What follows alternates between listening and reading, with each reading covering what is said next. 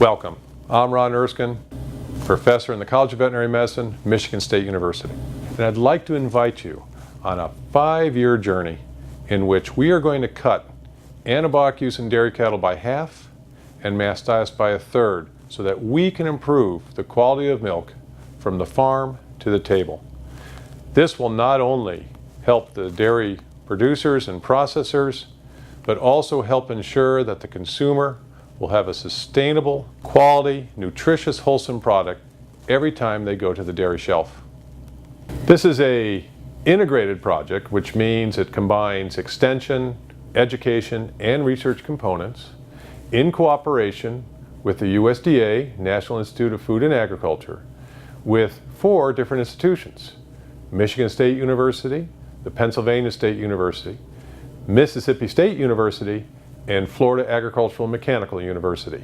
This is a regional project where the member institutions are going to approach this problem in 3 different aims or phases. The first phase will be to try to gather information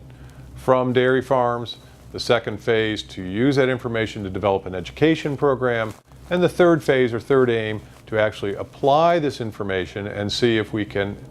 or evaluate it, to actually reduce mastitis and antibiotic use on dairy farms. In Aim 1, our first phase, we are going to collect information from a questionnaire on well over 1,300 dairy herds from Pennsylvania, Michigan, and Florida. This will try to gather information on everything from what goes on in the life of a cow on a daily basis to what are some of the employee and management communication issues, or some of the motivations and what motivates and drives them to do their job every day. After we gain the questionnaire information, we will then meet with small groups of farm managers and owners and employees, both in English and in Espanol, to further flush out especially some of the communication barriers and some of the maybe the disconnect between farm management and employees, of what actually is being put into practice on the farm. We'll take that information with the questionnaire information, and then with an external advisory panel made of or comprised of numerous internationally known experts in everything from dairy labor management to milking equipment, draft a quality milk audit, or a tool that will be used on dairy farms to help reduce mastitis and antibiotic use. Before we do that, though, we will test this audit on a small number of pilot herds and get feedback from veterinarians, the dairy producers themselves, and employees, what they thought of this, and particularly in terms of practicality and feasibility. Again, we'll meet with our external advisory committee, redraft, retool up this quality milk audit, and once we've gotten to a place where we believe it's ready to go out on farm, now take this document or this quality milk audit and then go out into the next 2 phases or the next 2 aims. So one of the phases or the aims that we would like to utilize this quality milk audit will be an educational component. And so our second aim will be basically driven to help amplify people who have knowledge about this program and to develop and train quality milk specialists.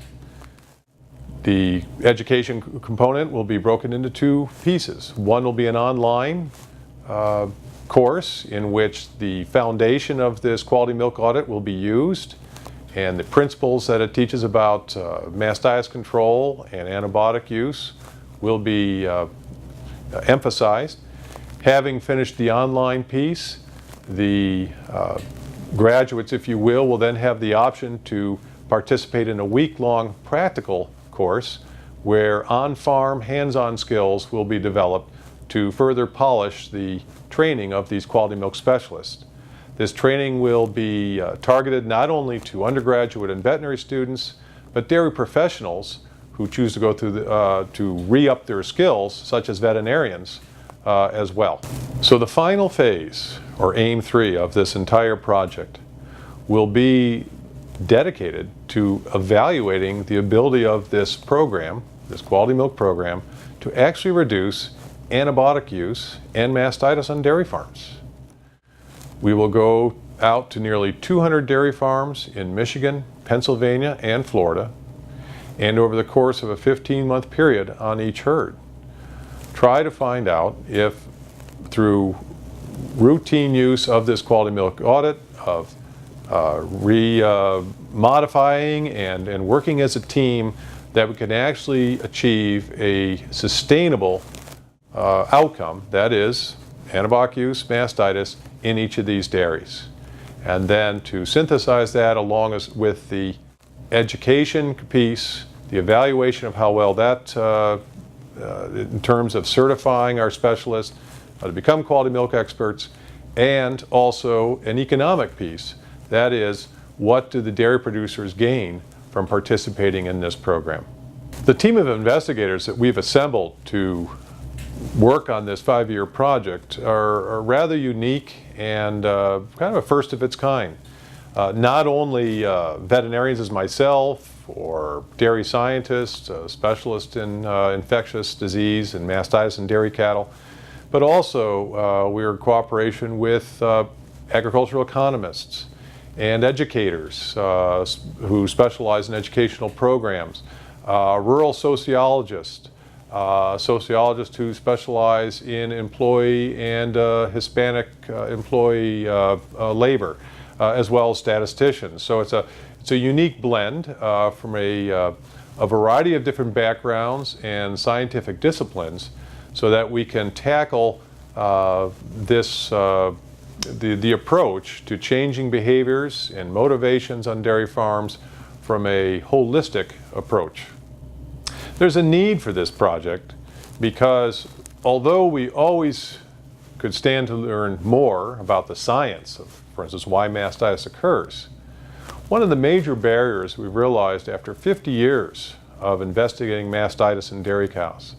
is that we still struggle at times in some herds on how to actually put some of the science and the practices in place in a long-term sustainable basis.